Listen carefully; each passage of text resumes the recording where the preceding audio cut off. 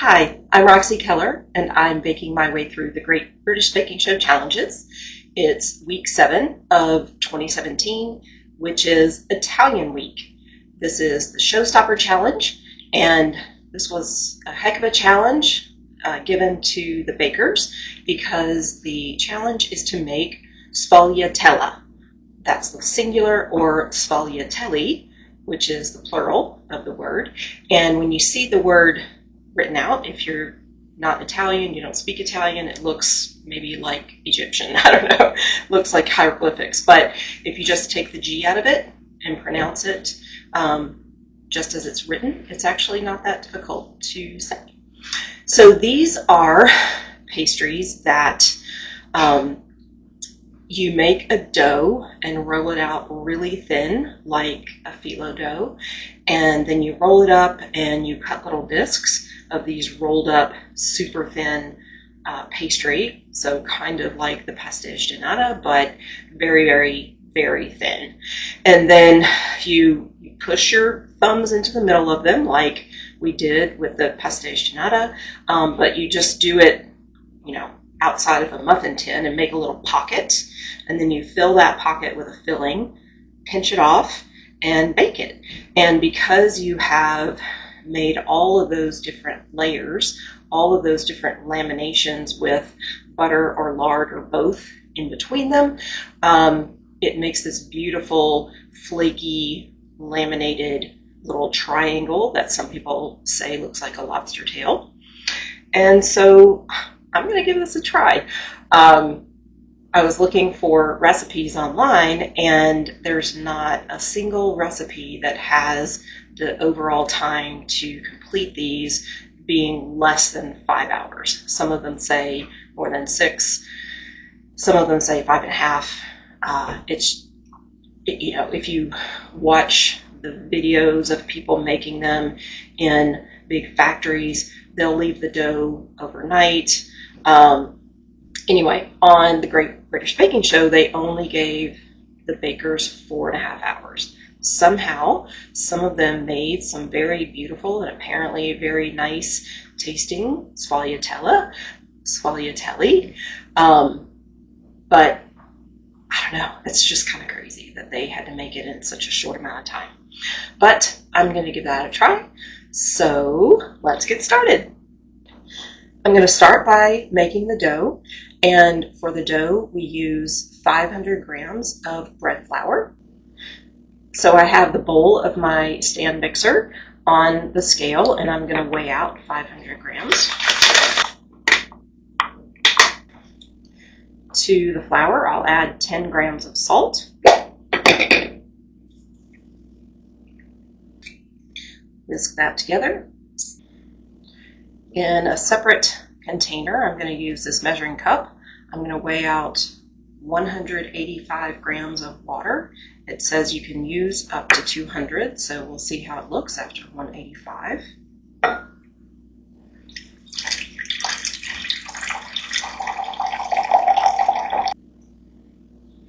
Of course, you can measure 185 milliliters as an alternative, but this is more precise.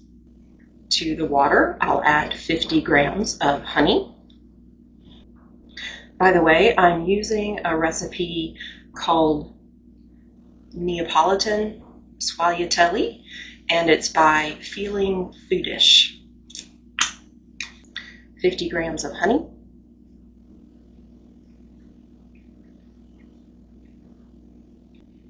Now I need to get that stirred and blended well. Now I add the water and honey mixture to the flour and salt mixture. I'm stirring it with a spoon, but I'll eventually have to just start using my hands.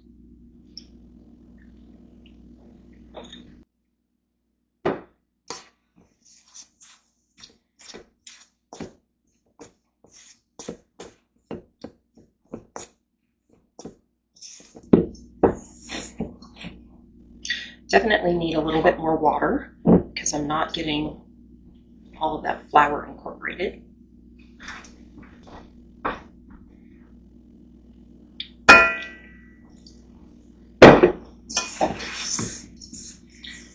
add a little bit at a time.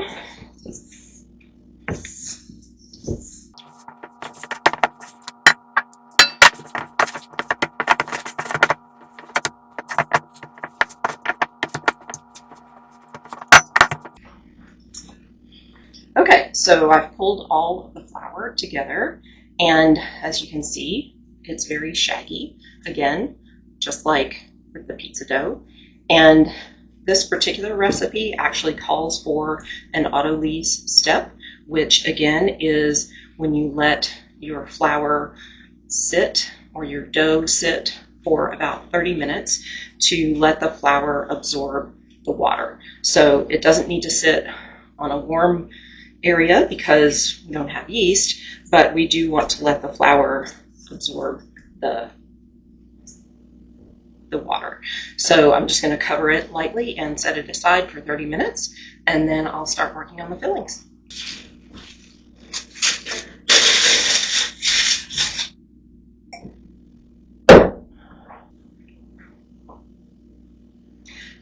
So the fillings are interesting. There is apparently a classic filling for the original Sfogliatelle, and it includes water, sugar, salt, and egg yolks, and then a couple of interesting ingredients, semolina. So it doesn't say semolina flour, it says semolina, which I think is different, but I was not able to find semolina or semolina flour in my grocery store. So I looked online, and one recipe suggested that you could substitute cream of wheat, which is kind of funny because I think semolina is a corn product, but not 100% sure. But I'll just use cream of wheat. And then it calls for ricotta, which the only time I use ricotta is in lasagna, Italian. But it does call for a lot of ricotta, and it calls for me to squeeze it in a cheesecloth or let it drain overnight. So you want this to, the recipe wants you to pull as much moisture out of the ricotta as you can. So we'll see. I don't have any, it mentions cheesecloth. I don't have any cheesecloth. So I'm going to use this tea towel, and hopefully that'll work. Then again, in sort of the classic filling, it has cinnamon, orange zest, and vanilla. And on the Great British Baking Show, the bakers all had the challenge of coming up with 2 different fillings. No one made this sort of original filling. People made lemon something, praline, hazelnut, lots of different options. And some of them were more creamy with the ricotta. One baker made like a marmalade and used that. So I don't think that had the ricotta in or semolina in it at all. I'm not real sure. But I do want to try to make 2 different fillings. I'm going to go ahead and make this original one because I like orange and cinnamon, so it should be yummy. Then I bought a bag of plums at Sam's the other day. They looked pretty nice. So I'm going to make a plum ginger compote. So yeah, we'll see. Hopefully I can make it thick enough that it'll make a nice filling for the pastry. Many years ago, I had a cheese funnel. I don't know if you know what that is, but it's basically a funnel lined with a very fine mesh screen, and you can put something like ricotta or yogurt in the funnel and just let it sit, and the liquids will make their way out. And when you do it with yogurt, it really thickens up the yogurt and makes it a good ingredient in a lot of baked goods. But I don't have that anymore. So again, I'm going to try using this tea towel. The recipe calls for 350 grams of ricotta. So I'm just going to put it in this measuring cup. This has over 900 grams in it, so the 350 grams should fit just fine in here. 350 grams of ricotta, and it says whole milk ricotta, so don't buy the low fat.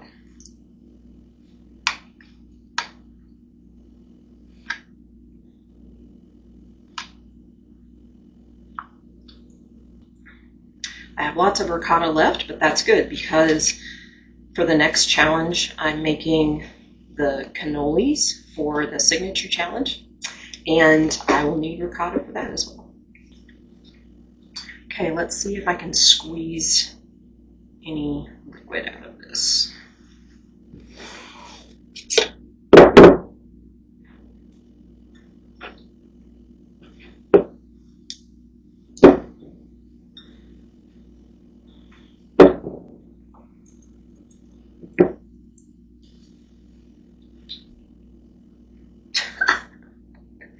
Wow,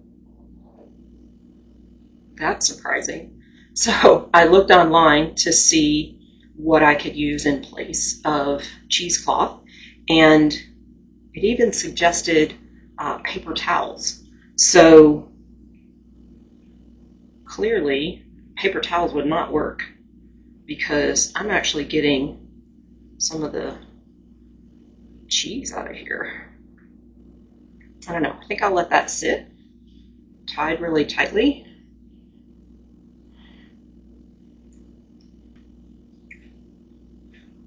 Another suggestion was to place it in the tea towel like this, then in a mesh strainer over a bowl and press it with a spatula. I think I'll try that.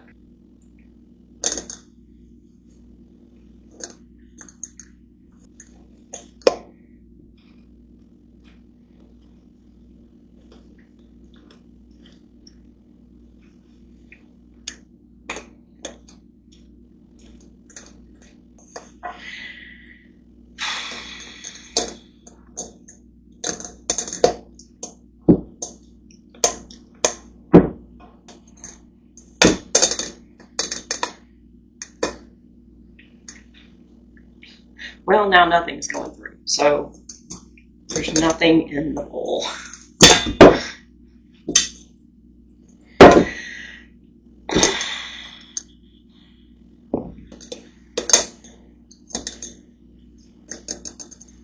I mean, the towel itself soaked up a lot of moisture. There's moisture all the way up to here. So maybe that's really all I need to get out.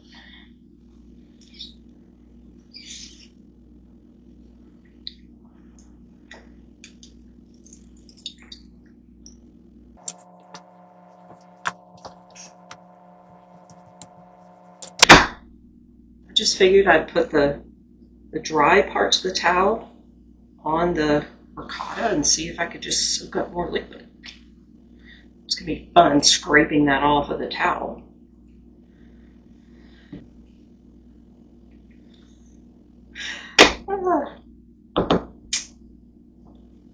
I'm going with it. Okay, so to make the filling, I need to put water, sugar, and salt in the saucepan. I need 225 grams of water, 200 grams of sugar, and 5 grams of salt. 225 milliliters or grams of water, 200 grams of sugar, 5 grams of salt.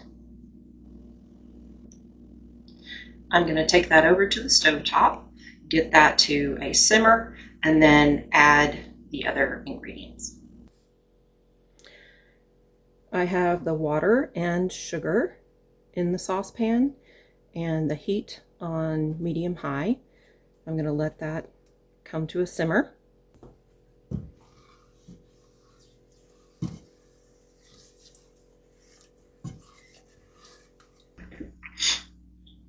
While the water and sugar mixture is coming to a simmer, I'm scraping my ricotta off of this tea towel.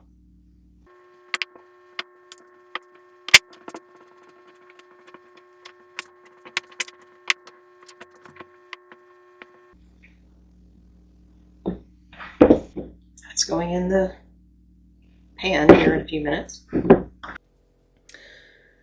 Okay, so I sifted in the cream of wheat. It said to sift in the semolina, but again, I don't have semolina, so I sifted in the cream of wheat, and I forgot to hit the button on the camera, so you didn't get to see that, but it was very exciting. Sorry you missed it. Now I need to let this cook for 2 minutes. It's already been cooking for about 1 minute, and that's what it says on the cream of wheat box, is that it takes about 2 minutes for that to cook. So that's good. So it should be getting decently thick after about another minute.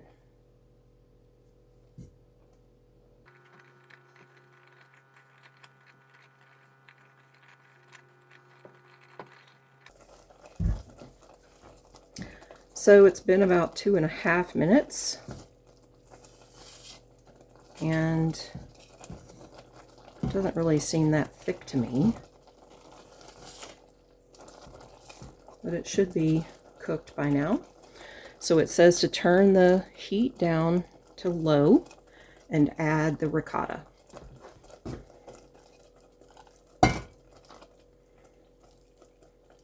So add the ricotta and then cook for another 3 minutes.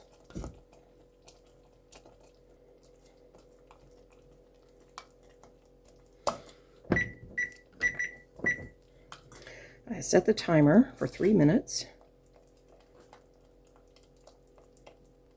Again, it's on low.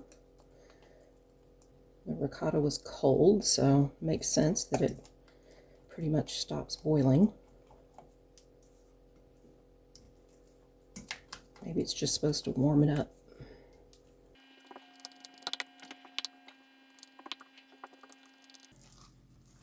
Okay, it's been 3 minutes, so now I need to add 3 egg yolks, and I made some egg whites for my husband for breakfast this morning, and I reserved the egg yolks, so perfect.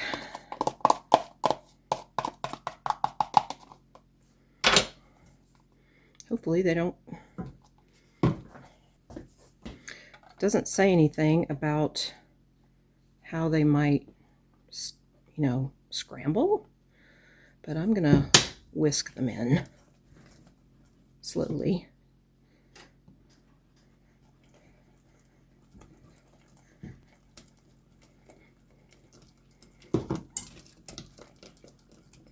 Like, pour slowly, but whisk quickly.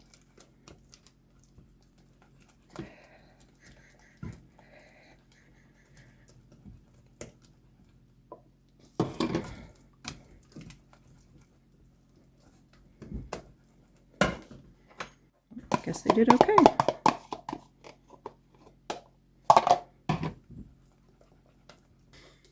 The recipe says a 1/4 teaspoon of cinnamon, but that doesn't seem like enough to me.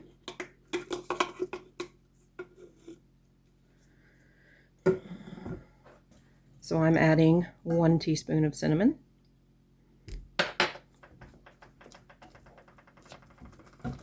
The zest of 1 orange.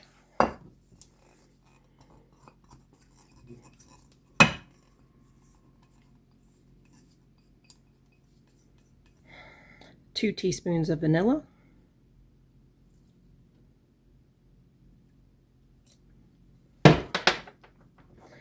And supposed to let that cook, heat up for about 2 more minutes.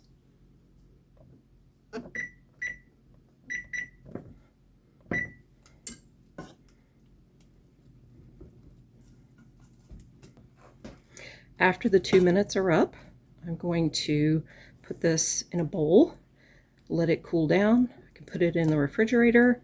I can keep it for several days before using it, apparently, but definitely want it to cool down.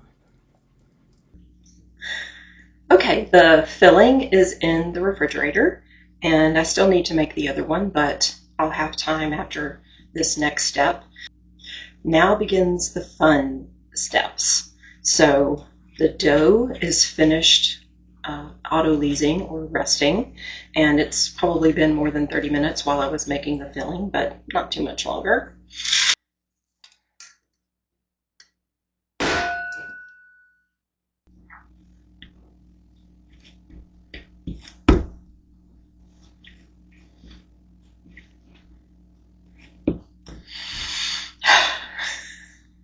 I'm really nervous about starting this step. Okay, so the next step is to cut this into 6 pieces and pass each of the pieces of dough through a pasta machine 8 to 10 times.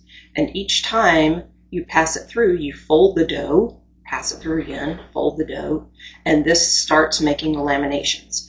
Now, this is an attachment for my stand-up mixer, and this particular attachment has 3 different sets of rollers. There's the spaghetti cutter, a ravioli machine, ravioli rollers. You can put your fillings in, and this has a little crank, and it fills up ravioli. Can't wait to use that. I just got this.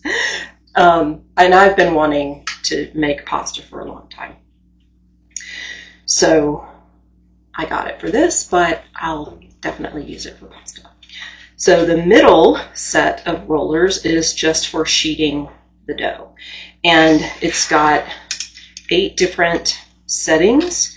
The settings, this knob, as I turn it, will bring the rollers closer together. So this setting is the one that is the farthest apart. So I'm going to install this on my stand mixer.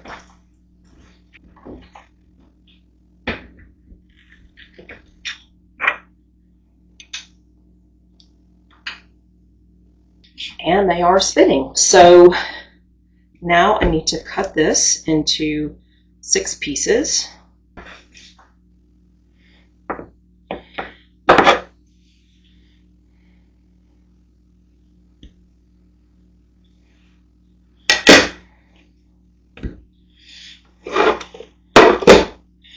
It doesn't have to be weighed, but I think I'm going to.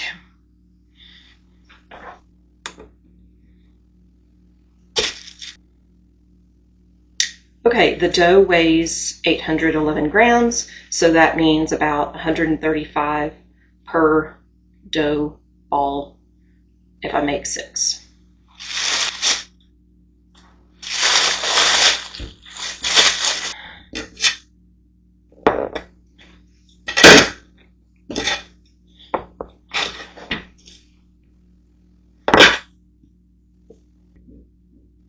Okay, so I'm going to take one of these dough balls and start running it through the pasta maker. And I want to keep the other balls covered so that they don't dry out. Let's see how this goes.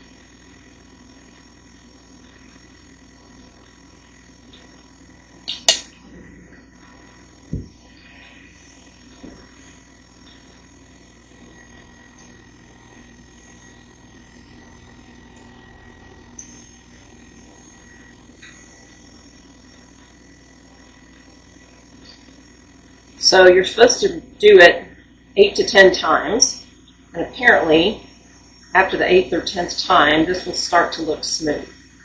Definitely does not look smooth right now.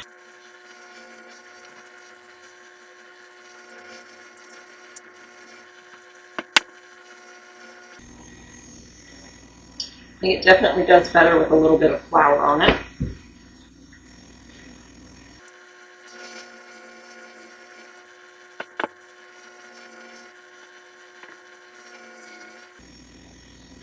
It's getting a little smoother. That was 7.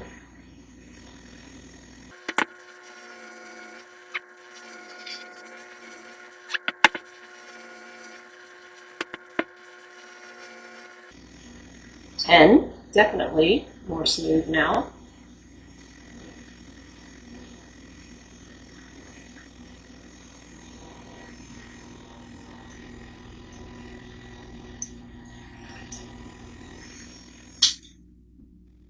Okay, that was 11.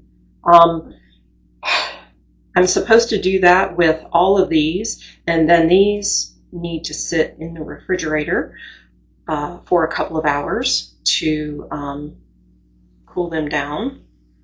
Then I'll pull them out and stick them together and start getting it really super thin. So that's why I have all this space here, and I have my pasta maker here, because after I get the dough out, I'll need lots of space to pull it, and it's going to be so thin. Okay, let's try the next one. Again, I think a little bit of flour actually helps.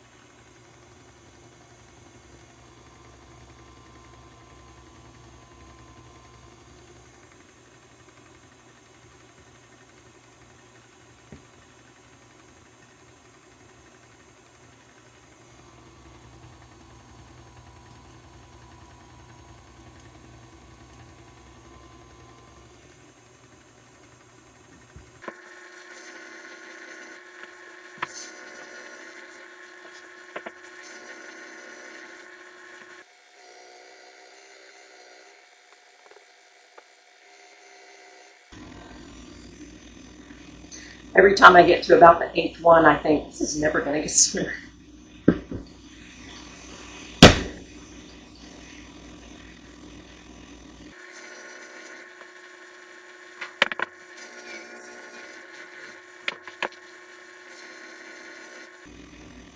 It's 11.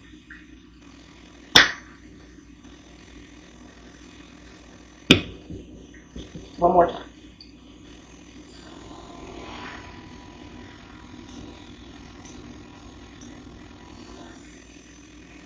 Okay, so the magic number for me seems to be about 12. Okay, this is my last one, so I thought I'd turn the camera back on and show if I learned anything as I did these. So definitely I need a little bit of flour on it so that it goes through the roller well, and it needs to be kind of that shape.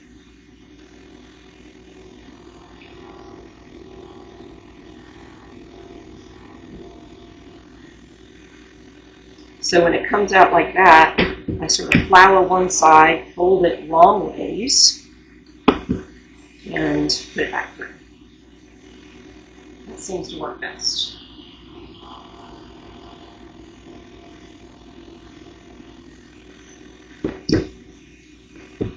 At some point, it gets pretty narrow, so I can fold it this way again. And if I put it in with the 2 loose ends, it can make a little bubble. So I put it in this way.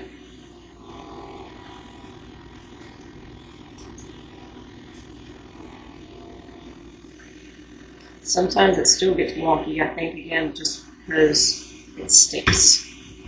So, long ways fold. I'm going to do another long fold. It just seems to go better that way.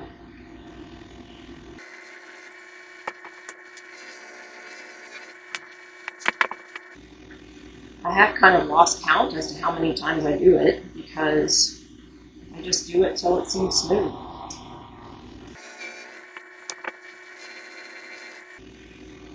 That's about as smooth as I've been getting.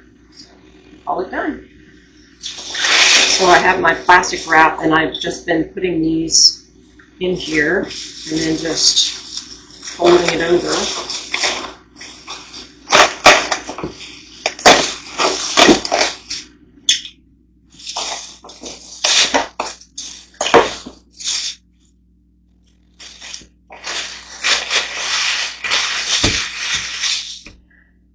So that needs to go in the refrigerator for 1 to 2 hours. Now I'll start making the honey, plum, ginger compote.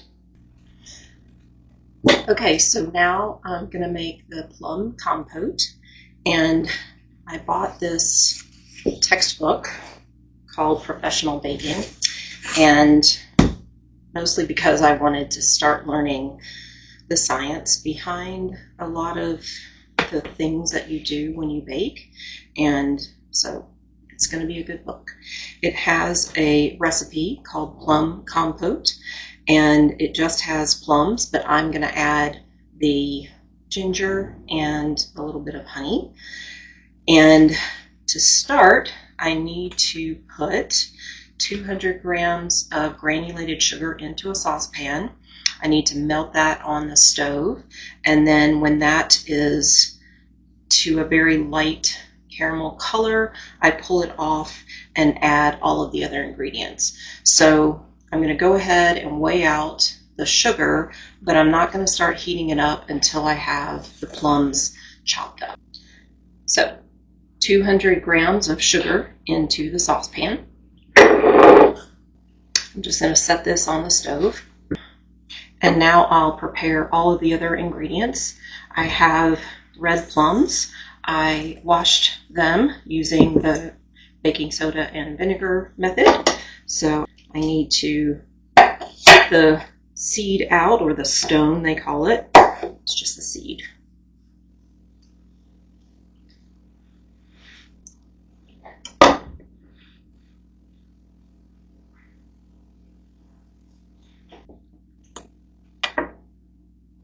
These need to be diced and then put them in the bowl. I'm going to weigh out 1,000 grams or a kilogram.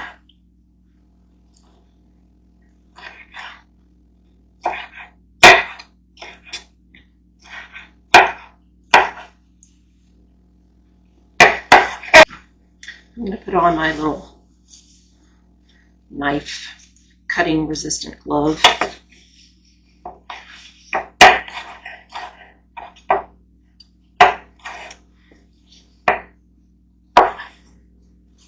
They don't have to be too perfect since they're going to get cooked a bit.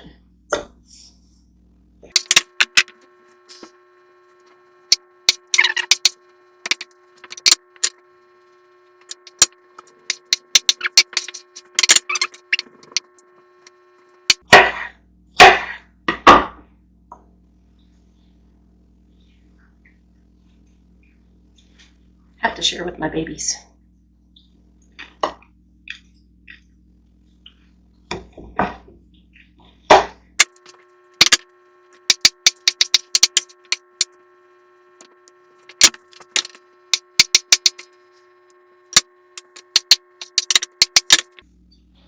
So I have 1,000 grams of stoned and diced plums.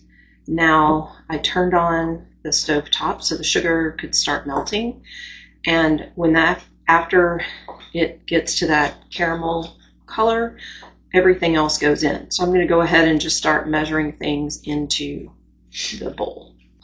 I need 50 grams of butter, which is a little less than half a stick. 48, pretty close. Oh, 49. 2 whole star anise.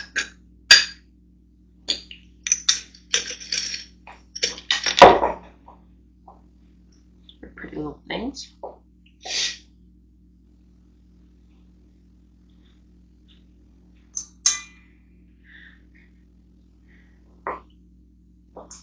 Hold it up against the butter. Looks like a tarantula.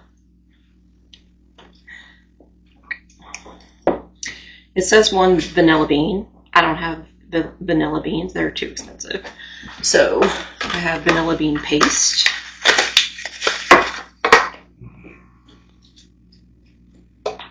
So I'll add about a teaspoon.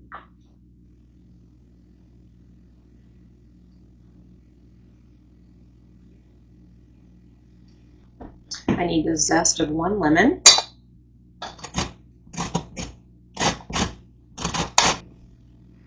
I'm going to add a 1/4 cup of water to the sugar just to help it get started. I need 30 grams of lemon juice.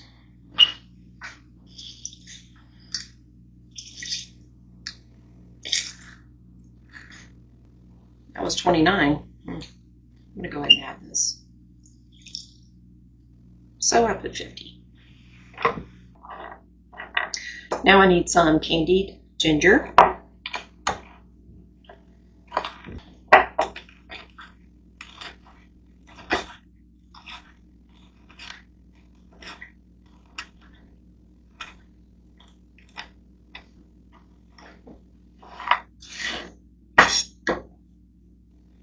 That first bag is pretty dried out. I don't think I closed it very well, so use the second bag. It's a little fresher.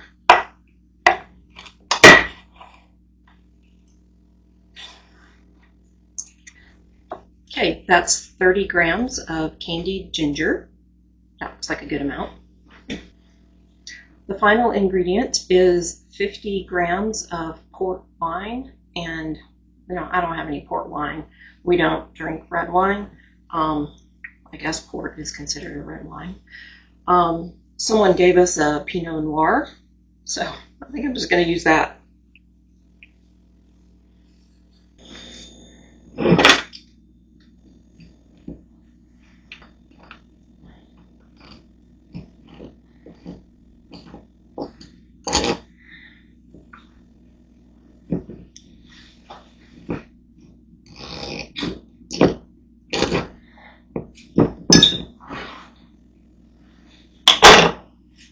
Smells red.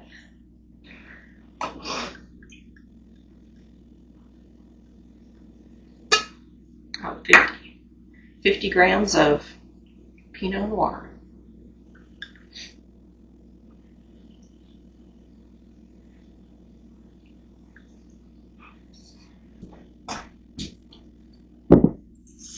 The sugar is bubbling nicely, and it's just barely starting to turn caramel colored.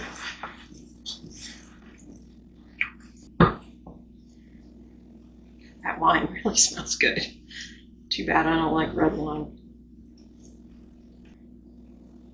Now, the recipe does not call for cornstarch, but because I'm going to be using this as a filling, I want to make sure it has a little thickness to it. So I'm going to add 3 tablespoons of cornstarch and into a little bit of water. So I'm going to put 3 tablespoons of cornstarch in this and then add a little bit of water to dissolve it.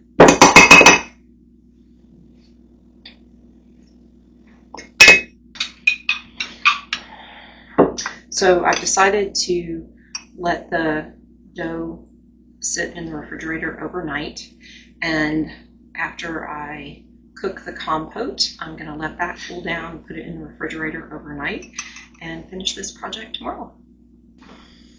So my sugar crystallized, so I need to start over, and maybe that's a blessing in disguise because I did want to use some honey. So I am going to put 100 grams of honey and 100 grams of granulated sugar in here, a little bit of water, and try the caramelization again.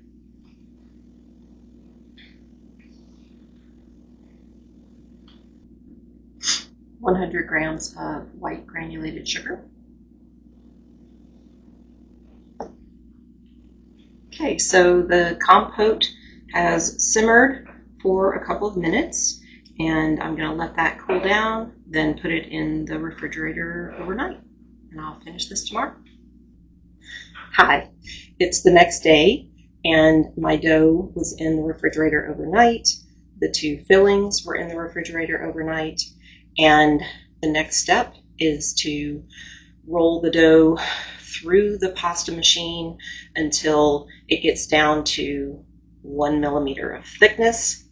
Then I need to patch all of the 6 pieces together so that it's in one big long piece of 1 millimeter thick dough.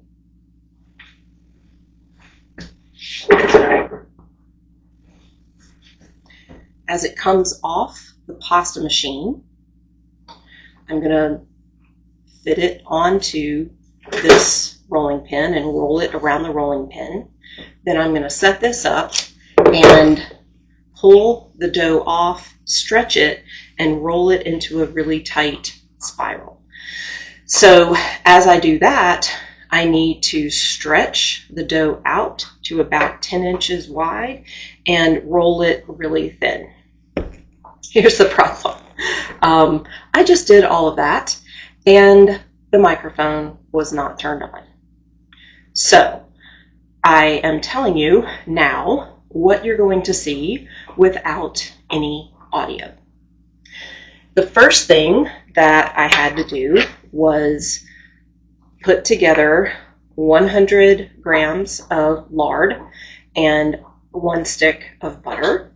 I blended that with a hand mixer, an electric hand mixer, and so I had this ready to go at room temperature. It's soft. Okay, so I did that first. You'll see that I do that first. Then I take each of those 6 pieces of dough that I formed yesterday and I ran it through my mixer on setting number 1, which is the thickest. Then each time I would run it through, I would set it to the next smallest number, but rather than going 1, 2, 3, 4, 5, 6, 7, 8, 8 is the highest number, which is the smallest distance, about a millimeter. Rather than doing that, I just skipped 2, 4, 6, 8, rolled it out. I found that it actually did pretty well as long as I dusted it a little bit with some flour and ran it through. I had some decisions to make as I went along. Was I going to put the 6 pieces through separately and then patch them all together, or patch them together as I went? Because eventually I needed to end up with one big long piece. So I started out doing them separately. Then I decided to patch the first 3 together. I rolled them up on the roller, and then I did the other 3, patched together, and then patched the 2 pieces together. So that's what I ended up doing. I end up with the dough, all of the dough, wrapped around here. It's only about 4 inches wide, sometimes less. And then as I roll it out, I have to spread the greasy mixture all over the pastry, stretch the pastry, and just keep rolling it. So that's what you're going to see over the next several minutes. I will obviously speed that up because it gets pretty repetitive, but you might be interested in seeing the whole process. I'll just do it in fast motion. Okay, so sorry that I forgot to turn on the microphone until I was almost completely finished rolling the 10-inch long piece. So here goes.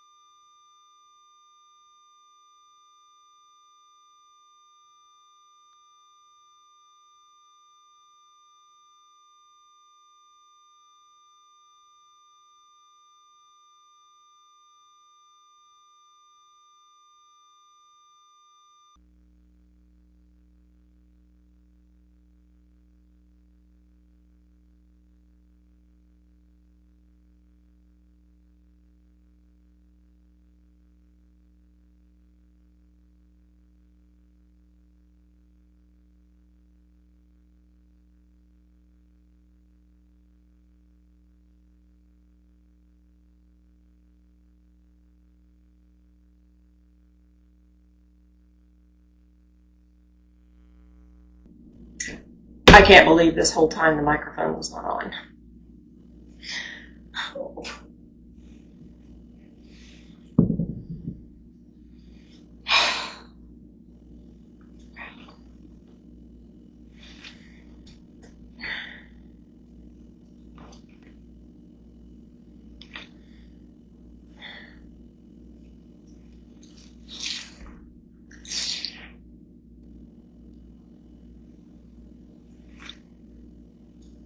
I said so many great things. Oh.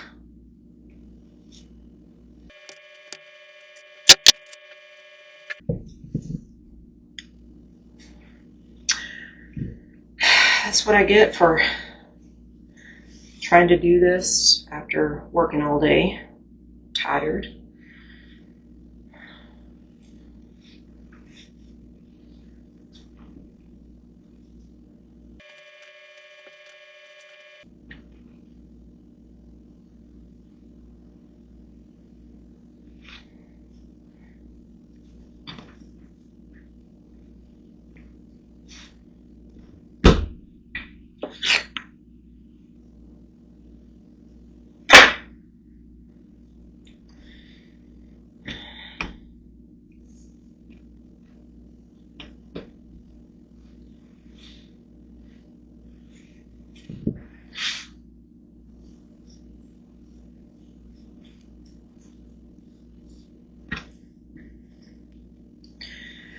It did say that you could sort of stretch it out once you finish rolling it.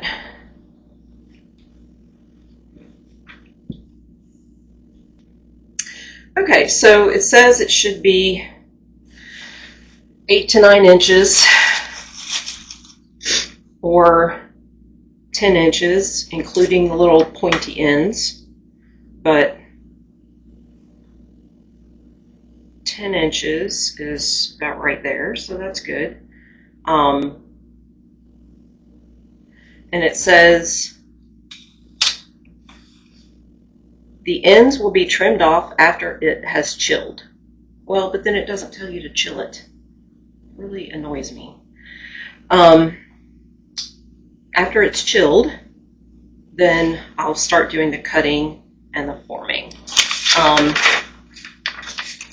All right, well, I will chill it for an hour and then do the next step. I think the hard part's over. I am going to cut these off because they're useless. 1 hour. After the dough has chilled, I need to cut them and then form them into the little pockets and then fill them with my 2 different fillings. So I've taken them out of the refrigerator so they will warm up just a little bit. This is the original with the cream of wheat and the orange, and it's nice and thick. I think I'll be able to put that in a pastry bag and squeeze that into the different pastries. Now my plum is very chunky because, of course, the plums, I didn't cut them super small. So I'm thinking about mashing them a little bit and then maybe even putting it through a strainer so that it's a little less chunky and I'll be able to put it into a pastry bag. First, I'm going to remove the star anise.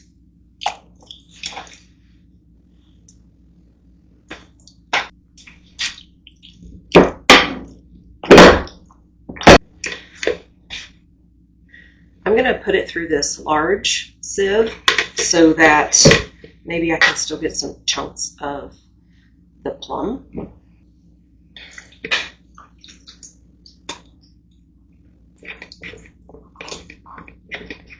So through the sieve, I was mostly just getting the juice, and that would probably be okay, but I feel like I'm losing too much of the plums. So I'm going to try to process them in the food processor and get them down to some sizes that will squeeze into the pastries a little better. So,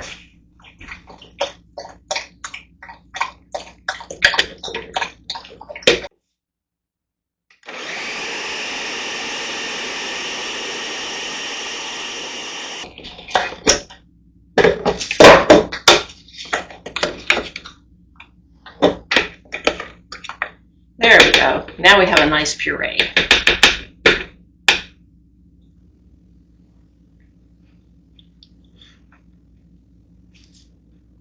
It's really good. I'm just going to go with that for now. And with the leftovers, we can have that on ice cream, or I can make a pastry and do a pie or something. Yeah. In getting the fillings ready, I'm putting the different fillings. Again, this is the cream of wheat and orange filling in a pastry bag.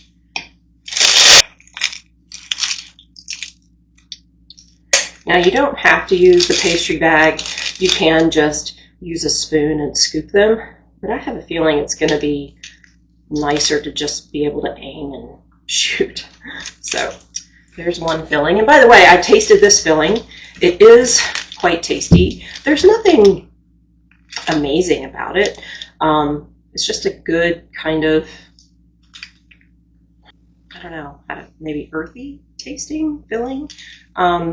Cereal-like taste. If you've ever had cream of wheat, that's what it tastes like. So, and with the cinnamon, of course, that gives it a nice flavor. Now I'll put the plum compote. Now this one has a really good flavor. Actually, what I taste most is that red wine, but it has all those other flavors too. It's really good.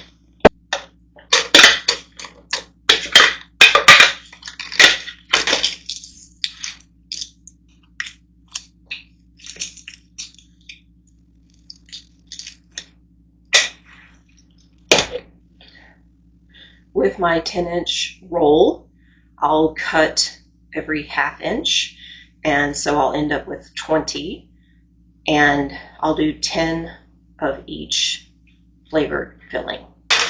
Then I'll place them on these baking sheets with parchment paper, and they will go in the oven at 400 degrees for 20 to 25 minutes. It does say that you don't need to crimp the edges after you put the filling in, because the filling is thick enough that it shouldn't ooze out. However, my plum compote is a little thinner, so I probably will crimp those ends. So actually it says that I'll place them on the parchment paper, put them in the 400-degree oven, then after 10 minutes, I will reduce the heat to 360 Fahrenheit and continue baking until they are a deep gold color.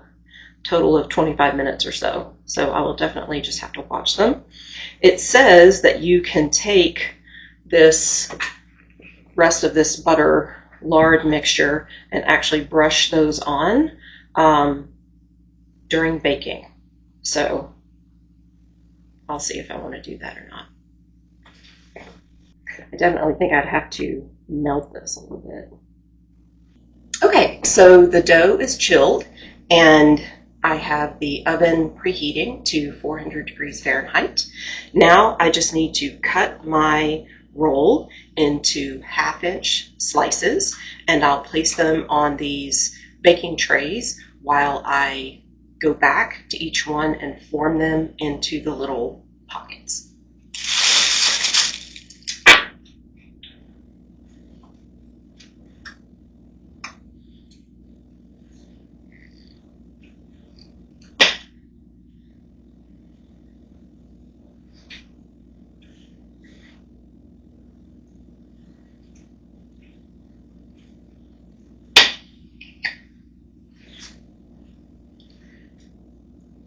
Possibly you can see the swirls in there.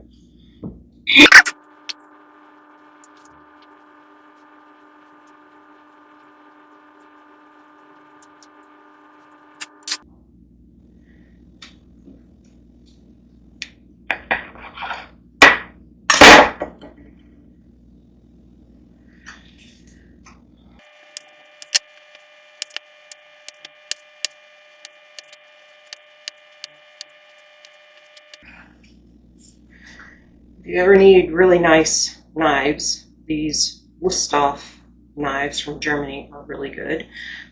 Super expensive, but good for a gift for someone you like a lot.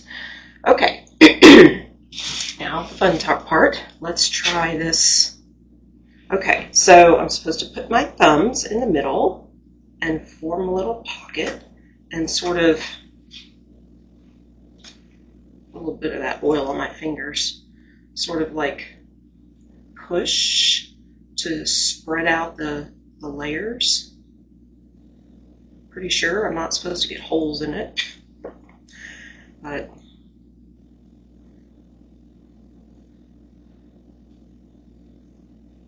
I remembered one of the things that I had said when my mic was off is that I watched, there are several YouTube videos with professional people making these, and the one that I watched was called Benny's Baked, B-E-N-N-Y, and it was really good.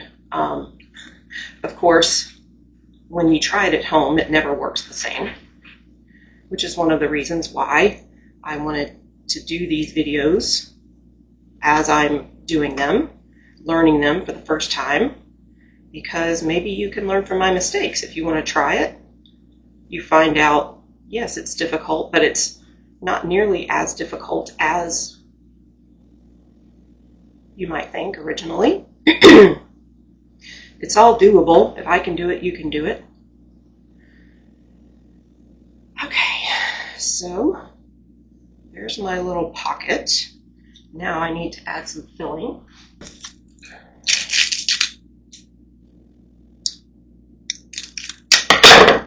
So this again is the classic ricotta, semolina, what I used, cream of wheat filling.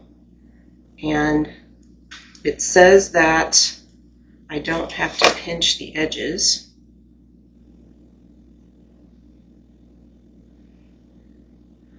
It's not quite like it's supposed to be, a little longer. Try better on the next one. It's supposed to be more of a shape like that, I think.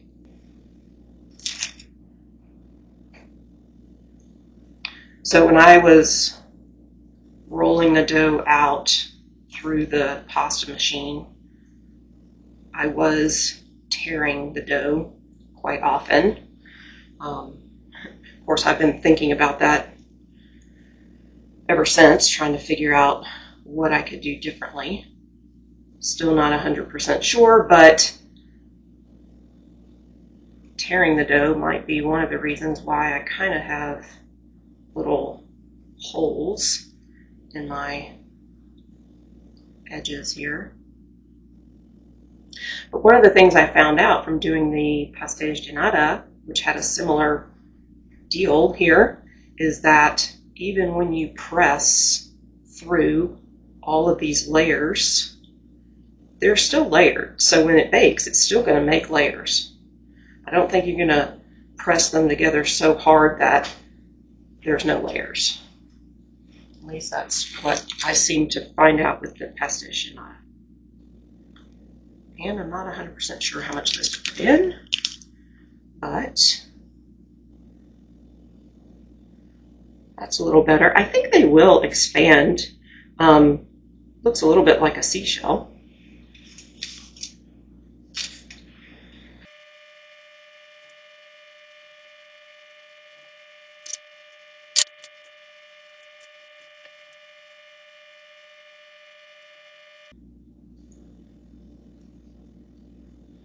Well, I find that when I do have the big holes, I can, for the most part, press them back together. Sometimes I can't. Still have a hole in that one, but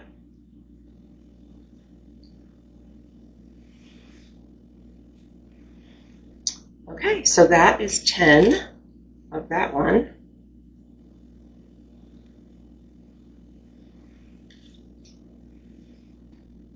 I have a lot of filling left, so I'll I'll have to make something, some hand pies or something a little easier than Sfogliatelle.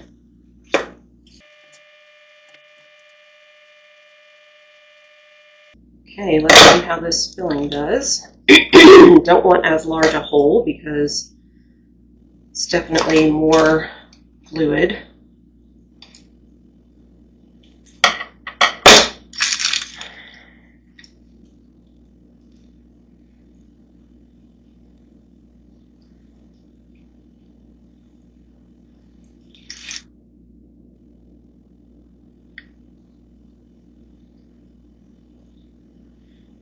We'll see.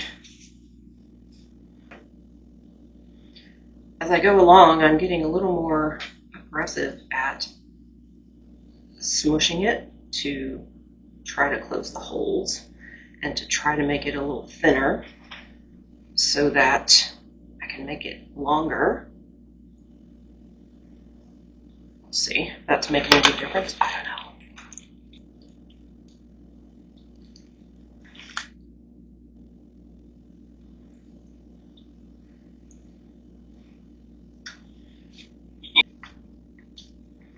Okay, this is the last one, and now I put them in the oven for 10 minutes, turn down the temperature to 360 degrees Fahrenheit, and cook them for another 20-25 minutes until they're golden brown.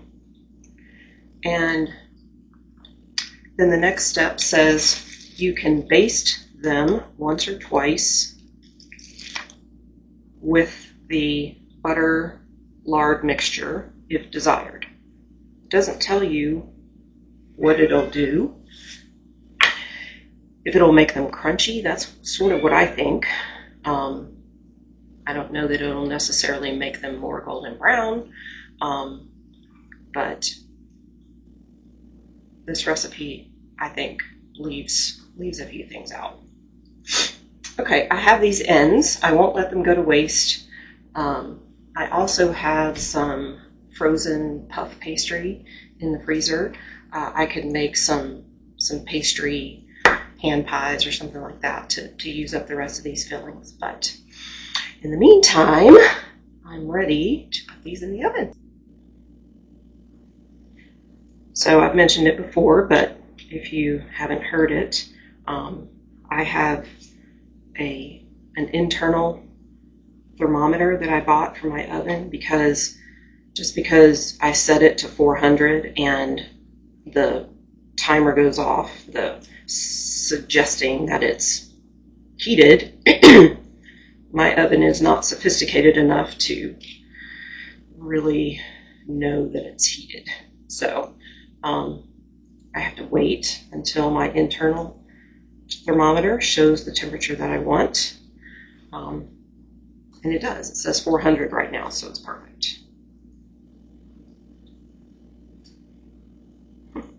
I can tell that these were the first ones I did because they have more holes. These two baking sheets won't fit on the same shelf in the oven, so I'm going to put them in on different shelves, set the timer for 5 minutes, switch them, and then after 5 minutes, I'll turn down the oven. Okay, see how it goes.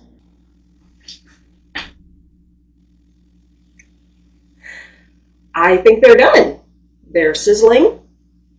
They're golden brown. They had laminations.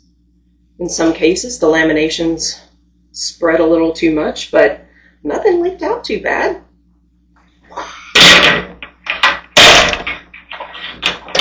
That's exciting.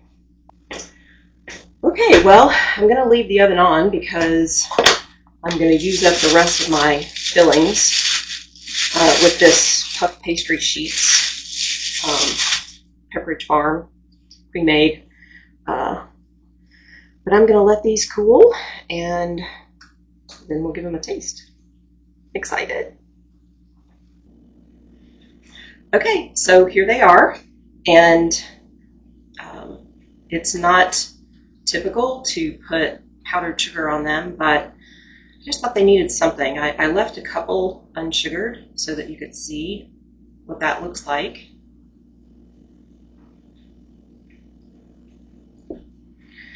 These are the cream of wheat ricotta orange filling, sort of the classical Sfogliatelle filling. And then these are the ones with the plum compote.